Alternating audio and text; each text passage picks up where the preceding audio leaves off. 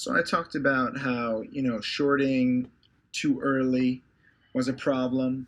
The kind of scalping mentality was a problem. But now, it's just been like 20 minutes since I did the last video. Um, the stock is breaking out above 8, and I covered at 7. So when I shorted at 665 average, I got my average up.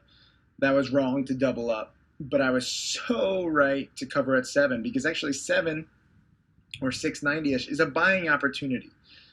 The volume didn't spike until just recently, but the volume was solid and it was breaking out to new highs. So even though this is one of the worst companies around, my biggest mistake here was not the little $2,300 loss that I just took.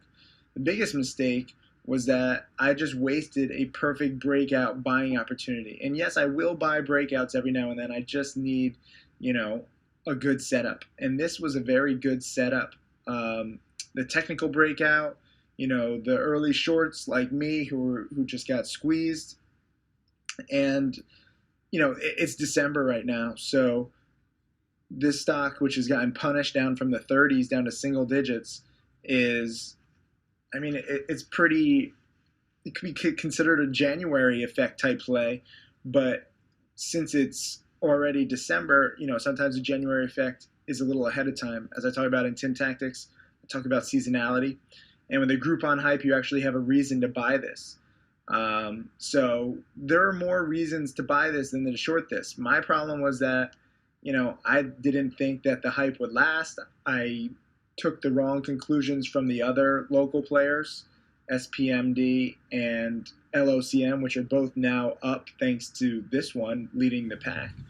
And it's the whole scalping mentality, where if I get in at 640 and cover at 610, on 3,000 shares, I make $1,000, and that's good. In my mind, making $1,000, but in the big risk reward scheme, it's not good because you risk a big squeeze like this. And obviously I cut my losses. Even though I screwed up this trade, I still cut my losses relatively quick.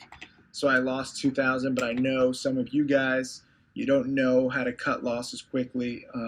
You're encouraged by the fact that almost all the time, whenever I short a stock and I cut my losses quickly, a few weeks later, a few days later, the stock is down a lot. So you're like, oh, Sykes, you idiot. You shouldn't have taken the $1,000, $2,000, $3,000 loss. You should just hold. And that works most of the time, except for on plays like this and RITT and TPL. And you'll see that I'm not some fake trader. I actually have been trading for over a decade, and I have learned and refined my lessons. Cutting losses quickly, is one of the top lessons. So I lost $2,000 here, but I lost 30 cents a share instead of losing, $1.50. So I lost just over $2,000 instead of right now it would be a $10,000 loss had I been stubborn. So I do take some comfort in that. I do apologize if you haven't learned that lesson or you don't want to learn it or you think that I'm lying. It's totally 100% your fault if you ignore these lessons that I've learned the hard way. I'm trying to pass them on to you. And I've already gotten some emails where they're saying, this was a horrible pick. I'm down over $1.50. Watch the DVD. Watch a video lesson. Rule number 1. Rule number 2, cut losses quickly. Like, I can have all my feces in the world. I can have all the patterns. Unless it's a pure pump and dump, okay, you can't get aggressive. Those of you guys who attended my seminar, what do I say?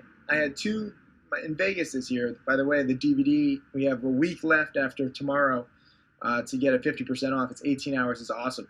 But one of the things I say is trade real companies conservatively.